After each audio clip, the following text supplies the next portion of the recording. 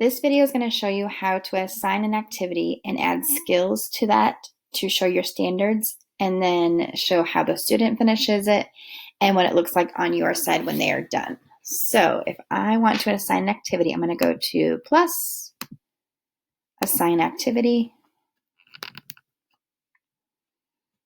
And the Seesaw Skills were put in for our school on a spreadsheet. So if you do not have Seesaw for schools or Seesaw Plus, you will not have this feature. If you do have Seesaw for schools, your admin will have to input the skills to match your standards, or you can do that on your side as well. So if I have an activity like this one and I want to assign it, here's my long list of classes that I have available.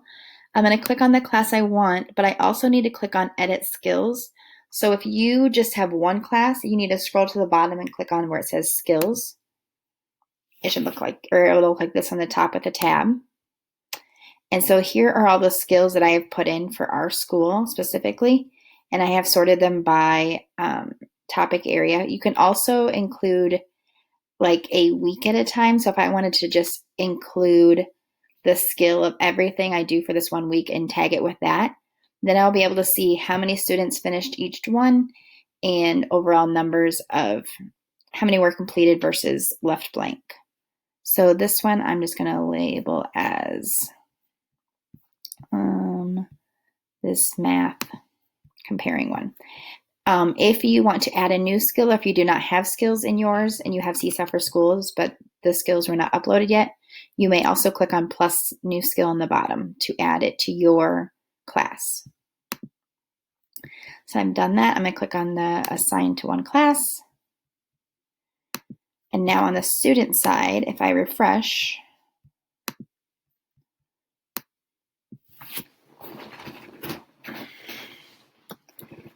he will now have this new activity to complete.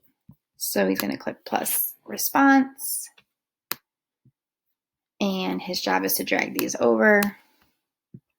This is just getting them to get used to using the mouse or the finger, clicking on the movable icons. And then when he's done, he clicks the check mark. And it's been completed. So now on the teacher side, I can go back to my class and I can see there's a response here. So I can see that, move this out of the way, he's completed it. He did not finish all of them. So I can give him stars over here comparing what he did. So I can give him just 3 stars and then click on approve. And then when I close out of this and go back to my class, I can go to my skills area and I should be able to see that he now has a 1 completed activity inside, inside the math area for that skill. And if I click on that one activity, it'll bring me up to that one and it will show me that I gave him 3 stars. So if you had multiple activities for the same standard or skill, it would show you all of them. So you could give the student an average or an overall if they started at a 1, but move their way up to a 4 by the time that grades were due, then you could give them a 4 on their report card if you were doing something like that. So I hope this helps to explain a little bit about how to assign the skills and activities and how to, what you see it looks like on the student side. This is also nice so that you can see, like if you had a week by week on here, you could say, okay, in the first week of August, this student completed 4 activities that were assigned to them. And this week they only completed 1. And this week they completed 5.